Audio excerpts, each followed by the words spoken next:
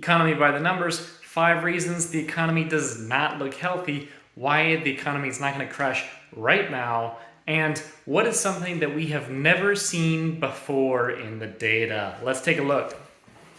So here we're looking at the M2 supply of money. And as you can see during COVID, it went up very sharply, and then it's been coming down. We've never had a withdrawal or withdraction of M2, what we call quantitative tightening, of this magnitude that's over $1 trillion. So that in general is very deflationary. Of course, in an inflationary environment, it makes sense why they're doing it, to control inflation, but doesn't set us up for success. Another issue is the reverse repo. The Fed realized that not only do they need to take money out, but they started something called a reverse repo, where they're paying banks place to park their money, take money out of circulation. So they're paying a higher interest rate. You'll notice that that money is now liquidating back out into the economy, as bonds and other vehicles of making money are the greater return. So this means that banks are needing more of that liquidity. It's pushing back out in the system, getting back down to stability. Another one, FHLB. FHLB was built back in 2008 to help provide liquidity for mortgages. Of course, well, it was actually built a long time before that, but they're built to provide liquidity for mortgages, and we saw them used heavily in 2008. We are now seeing FHLB being used extremely heavily again. And why? There is not a huge increase in mortgages. No one is refinancing right now, and a lot of buying has slowed down as the amount of inventory has gone down in almost every single market. So banks are borrowing for quote-unquote mortgages, but that's not really probably the main reason they're borrowing. They're having a lot of liquidity challenges.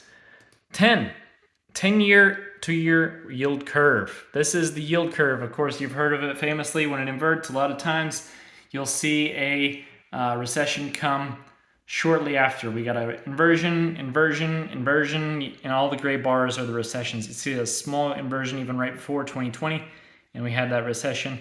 Now we have a mega inversion.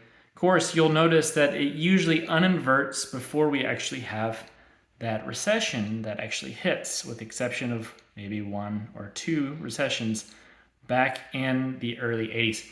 So we see some signs that are a little bit different than before.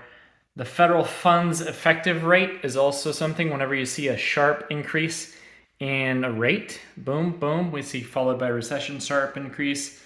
We got sharp increase, sharp increase, sharp increase, recession, and now we have another sharp increase. Likely to see a recession to follow. Notice that typically the Fed will pivot, flatten, pivot, and then drop, and that's when you see the recession coming. So they do see it usually coming a little bit ahead of time.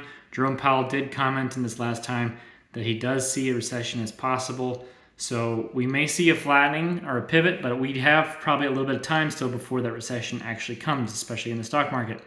So what is different than before?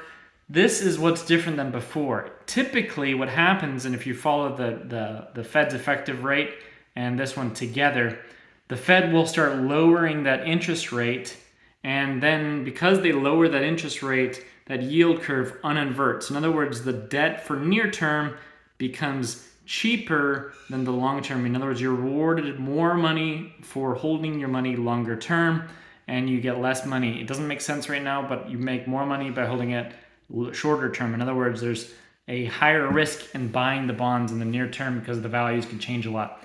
However, this time is different. We haven't seen the Fed actually change their rates. They haven't lowered their rates, and yet this is uninverting here. So this is something quite different from anything that we've seen before. What this means is that the 10-year bond is actually increasing in value, which means that the overall market believes that they will have a higher interest rate for a much longer period of time. This goes back to a lot of my earlier videos of why I think it's similar to the 70s and 80s, where we had a higher inflation and higher interest rates for much longer periods of time. So if you're looking to buy a house and you want a low interest rate, get it now.